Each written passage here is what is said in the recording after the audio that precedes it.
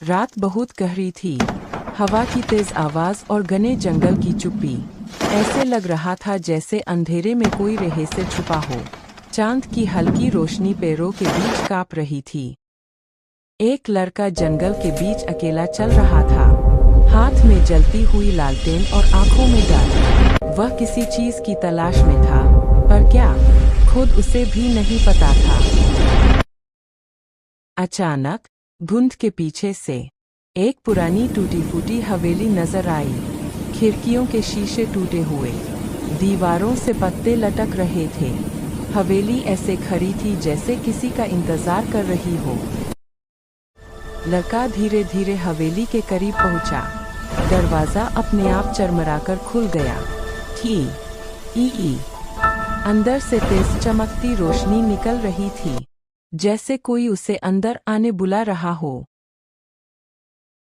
अंदर एक पुरानी मेज पर एक चमकता हुआ ताबीज रखा था। वह हवा में हल्का सा तर रहा था। उससे निकलती रोशनी पूरे कमरे को सुनहरी बना रही थी। लड़के ने कांपते हाथों से उसे उठाया।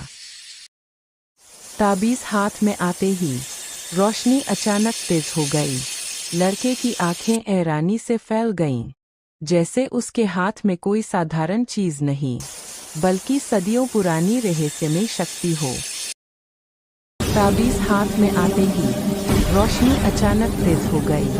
लड़के की आंखें हैरानी से फैल गईं, जैसे उसके हाथ में कोई साधारण चीज नहीं, बल्कि सदियों पुरानी रहस्यमयी शक्ति हो। लड़के ने हिम्मत करके ताबीज हवा में उठाया। ताबीज से तेज सुनहरी और नीली रोशनी निकली। एक भयंकर शक्ति का विस्फोट हुआ।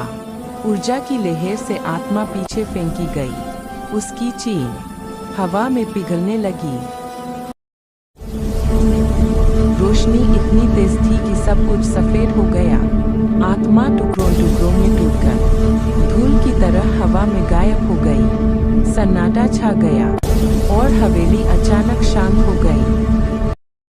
कुछ देर बाद लड़का हवेली के बाहर खड़ा था। सूरज उग चुका था। सुबह की रोशनी ने अंधेरे को मिटा दिया, लेकिन पीछे मुड़कर देखने पर हवेली वहां थी ही नहीं, सिर्फ खाली ज़मीन। लड़के ने ताबीज को कसकर पकड़ा और धीरे से फुसफुसाया, कुछ रहस्य कभी खत्म नहीं होते।